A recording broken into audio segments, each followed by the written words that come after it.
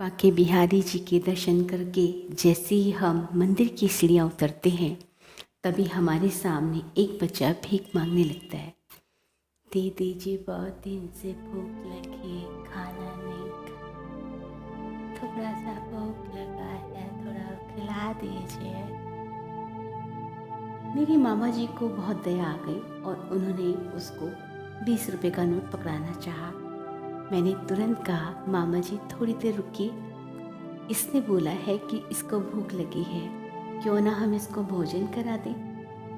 मामा जी ने कहा, हाँ ये तो बहुत अच्छी बात है। और वो चारों तरफ नज़र दौड़ाई तो वो देखते हैं कि सामने एक ढाबा है। वो ढाबे पे जाते हैं और बोलते हैं कि भैया एक थाली लगा दो, इस बच्चे को भूख लगी है। ढाबे वाला बोलता है, भाई साहब आप चले जाइए, मैं खाना लगा दूंगा, आप पेमेंट उधर कर दीजिए। हम लोगों ने पेमेंट किया। तभी हमारे साथ एक आदमी धीरे से हमारे कान में फुसफुसाया। हमने कहा, भैया क्या बात है, क्या हुआ? वो हमें कोने में ले गया और उन्होंने कहा कि आप जरा यहाँ छुपकर थोड़ी देर देखिए कि क्या ये बच्चा खाना खाता है। हम भी पास खड़े होकर देखने लगे, लेकिन उस बच्चे ने चारों तरफ निगाह दौड़ाई और देखा कोई है तो नहीं, और फिर ढाबे वाले के पास गया और उससे पैसे लेने लगा। हमने ढाबे वाले को 50 रुपये दिए थे।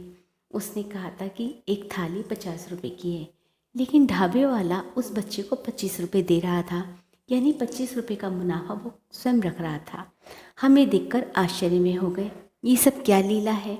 तब उसने समझाया कि भाई साहब ये तो रोज़ का धंधा है यहाँ पर, अगर आपको कुछ देना ही है तो इन बच्चों को कुछ काम दीजिए। मेरे मामा जी के दिमाग में तुरंत एक विचार आया और पास ही जो फूल माला बेच रहे थे उन्होंने बहुत सारे फूल लेकर टोकरी सहित उस बच्चे को जाकर दिए और कहा, आज तो हम तुम्हें माफ़ कर दे रहे हैं, जो आज तुमने हरकत की है, तुम्हें भूख नहीं थी फिर भी तुमने एक तरीके की चोरी की है, लेकिन मैं ये तुम्हें फूलों की टोकरी दे रहा हूँ जिसमें थोड़े से फूल हैं।